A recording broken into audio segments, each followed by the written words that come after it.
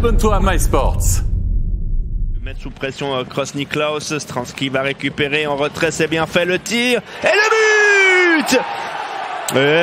L'ouverture du score signé Young, son troisième de la saison pour Sven Young à 3 minutes de la fin de la période.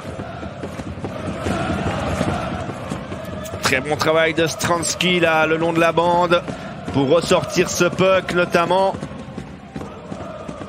Et Davos qui prend les devants, le voici, Stransky, puck en retrait, le tir du poignet, il y a de la présence devant le gardien, Zrid qui gêne plus qu'autre chose son gardien en plus, peut-être même qu'il touche ce puck avec sa jambe, hein, c'est aussi possible.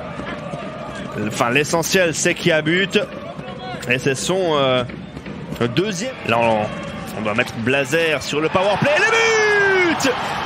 le but de Grenier sur cette transversale d'Olofsson. Grenier inscrit son 13e et son 6e en powerplay. Très belle passe d'Olofsson, vraiment.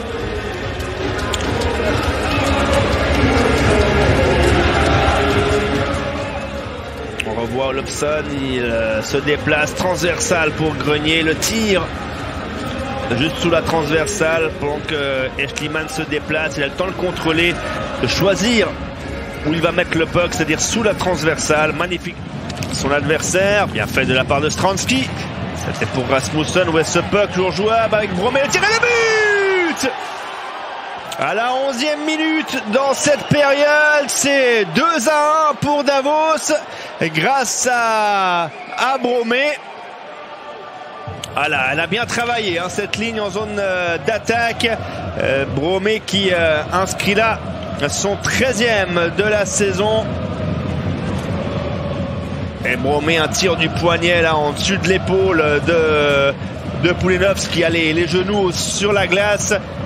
Il prend l'information et pas de souci pour lui là sous la transversale. C'est un très bon tir vraiment de la part de Bromé, qui restait sur un seul but lors des 14 derniers matchs. Il avait marqué la dernière fois le 5 mars contre Ajoie, mais il restait sur 7 points. Voilà, avec Bromé, le tir et le but. La reprise de Matej Stransky pour le 3-1. Sans doute que l'équipe de Davos fait le plus difficile. 23e but de la saison pour Matej Stransky. Il rejoint... Non, il ne rejoint pas. Il est à un but derrière Olofsson pour le moment. Avec 23 buts. Très belle passe de Bromé. Ouais, superbe. Et Bromé, il est sur les 3 buts de son équipe. Passe par-dessus la canne de Blazer, la reprise de Stransky est parfaite. 6e but pour lui lors des 7 derniers matchs. Était avec l'accélération pour Frenner. Frenner qui rentre dans l'axe, il a pu servir son coéquipier. Le but, le 4e, c'est 4-1. Signé Schmutz, son 10e de la saison. Sur un premier tir repoussé par Poulinovs. Sur le retour, Julian Schmutz inscrit son 10e but. Il restait lui sur 6 rencontres sans la moindre réussite. Frenner, l'arrivée du défenseur qui appuie l'attaque, et sur le retour, c'est Schmutz qui peut marquer son 10e. Ouais, très bonne reprise sous la transversale. L'ancien joueur de Langnau, il était resté 2 saisons.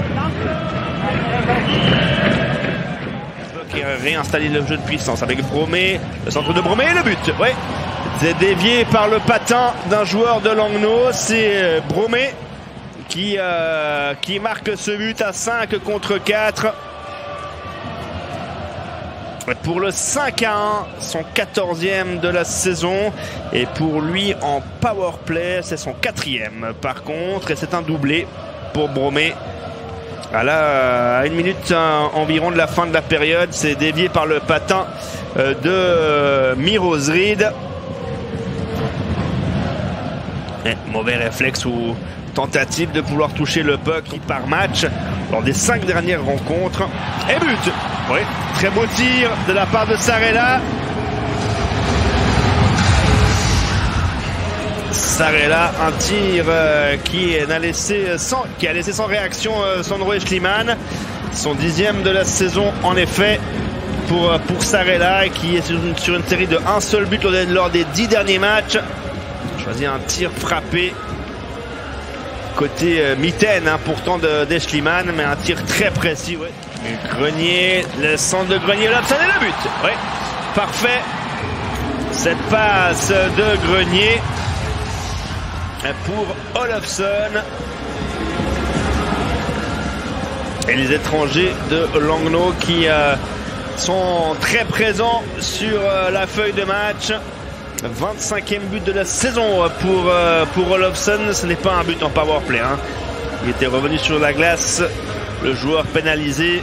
Mais Grenier est remarquable. Il est calme avec le puck. Il attend avant de servir Olofsson tout seul au deuxième poteau. La présence également de Pesson. Il va être dans une période assez compliquée. Baron Doon avec un tir à le but signé Stransky.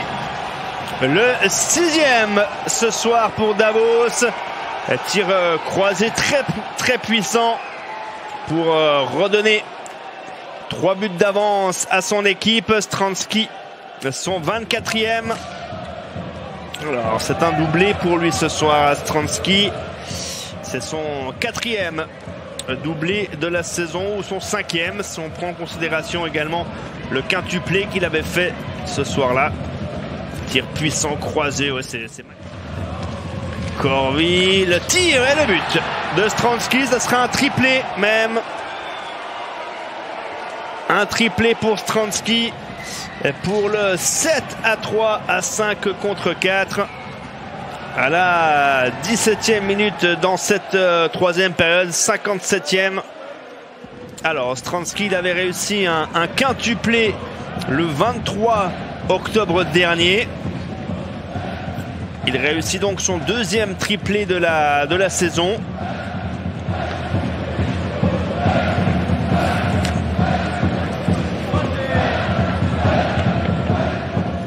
Le 23 octobre.